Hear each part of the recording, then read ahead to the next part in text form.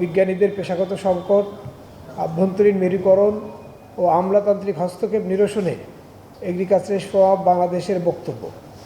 সম্মানিত সাংবাদিকবৃন্দ, আসসালামু আলাইকুম।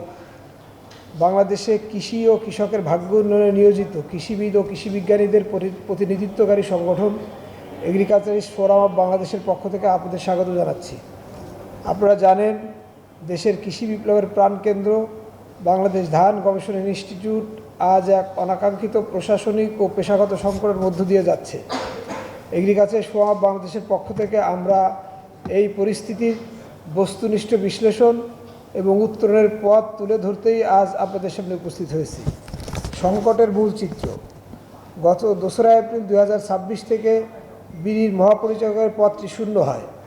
দীর্ঘ 1 মাস পদটি খালি রাখার পর গত 5 মে 2026 তারিখে জ্যেষ্ঠতা ও যোগ্যতার নীতিমালা উপেক্ষা করে একজনকে দায়িত্ব দেওয়া হয়, যা সাধারণ বিজ্ঞানীদের মধ্যে তীব্র অসন্তোষ তৈরি করে।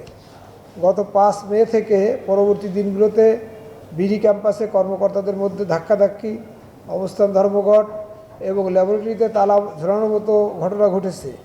এটি একটি আন্তর্জাতিক গবেষণা প্রতিষ্ঠানের মর্যাদা ধূলিসাৎ করেছে।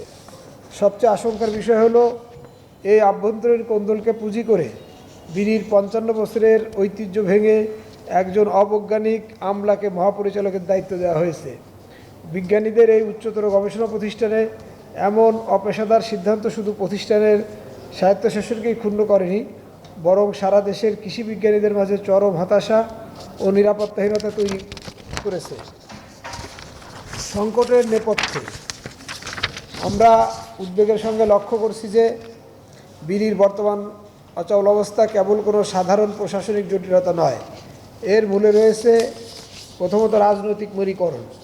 দীর্ঘদিনের রাজনৈতিক লেজুড়বৃত্তি ও ক্ষমতা বলয় তৈরির অসুস্থ প্রতিযোগিতা বিজ্ঞানীদের মধ্যে গভীর বিভাজন তৈরি করেছে। পেশাদারিত্বের চেয়ে রাজনৈতিক পরিচয় যখন বড় হয়ে ওঠে, তখন জ্যেষ্ঠতা ও মেধার অবমূল্যায়ন ঘটে। ক্ষমতা দখলের অপচেষ্টা, পট পরিবর্তন বা নেতৃত্ব বদলের সময় এক পক্ষ আর এক পক্ষকে ঘায়েল করা এবং প্রশাসনিক কাজে বাধা দেওয়ার মতো ঘটনা ঘটেছে।